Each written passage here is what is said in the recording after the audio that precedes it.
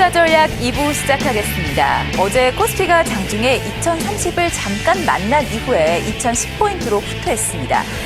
역시나 찰나의 만남은 더욱더 아쉽고 미련이 남는데요. 이 고점에 대한 부담감이 있던 찰나에 지정 확정 리스크가 부각이 됐고요. 여기에 수급상으로도 풀어야 할 숙제가 여전히 남아 있습니다. 자, 그 가운데 코스피가 속도 조절에 들어가는 것이 아니냐라는 분석들이 쏟아져 나오고 있는데요. 자, 그렇다면 그 가운데서 우리에게 필요한 전략들은 무엇일까요? 오늘 아침도 함께 고민해보면서 주식시장 든든하게 준비해 보도록 하겠습니다. 지금부터 이기는 투자 전략과 함께 하시죠. 자, 그럼 가장 먼저 5가지 핵심 키워드부터 점검해 보도록 하겠습니다. 먼저 글로벌입니다. 밤사이 뉴욕 주식시장은 소폭 하락했습니다. 우크라이나 그리고 가자지구 등 지정학적 불안감이 투자 심리를 위축시켰는데요. 오늘 새벽이었죠. 유엔 안보리가 말레이시아 여객기 사고에 대한 조사 결의안을 채택했습니다. 향후 상호 책임 공방 조금 더 뜨거워질 것으로 예상이 되고 있고요. 이에 따라 우리는 관련 뉴스에 대한 계속적인 체크가 필요해 보입니다. 자, 분위기가 아무래도 이렇다 보니 오늘 국내 주식시장 역시 조정 출발이 예상이 되고 있습니다. 코스피 2023 문턱에서 브레이크가 걸렸는데요.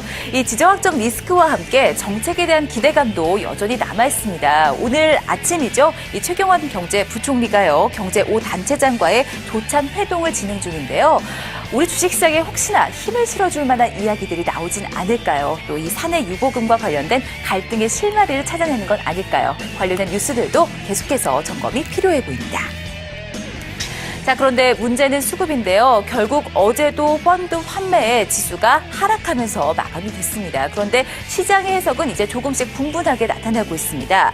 여전히 펀드 환매가 지수 발목을 잡을 것이다라는 의견도 나오고 있고요. 이제는 펀드 환매의 그 규모가 줄어들고 있다는 점에서 변화의 조짐이 보이고 있다는 분석도 나타납니다. 과연 오늘 장에는 어떤 영향을 주게 될까요? 기관 수급 주목해 보도록 하고요.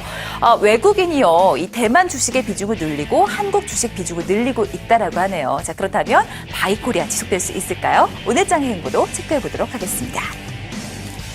한편 중소형주는 다시 썸머 랠리에 대한 기대감이 나타나고 있습니다. 아무래도 이 글로벌 지정학적 리스크에 대한 영향력이 좀 적다 보니까요. 이 중소형주 쪽으로 좀 매기가 집중이 되고 있는 것 같은데요. 특히나 바이오 그리고 모바일 게임주들의 강세가 돋보이고 있습니다.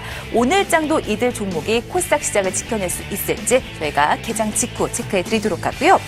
마지막으로 종목 키워드 살펴보도록 하죠. 이 SK하이닉스 도시바로부터 1조 원대 피소를 당했다라고 합니다. 오늘 현대증권에서는 그 영향력이 제한적일 것이다라는 분석도 내놨던데요. 과연 SK하이닉스에 대한 주가 반응 어떻게 나타날까요? 제가 동시효과 때 미리 점검해 드리도록 하고요.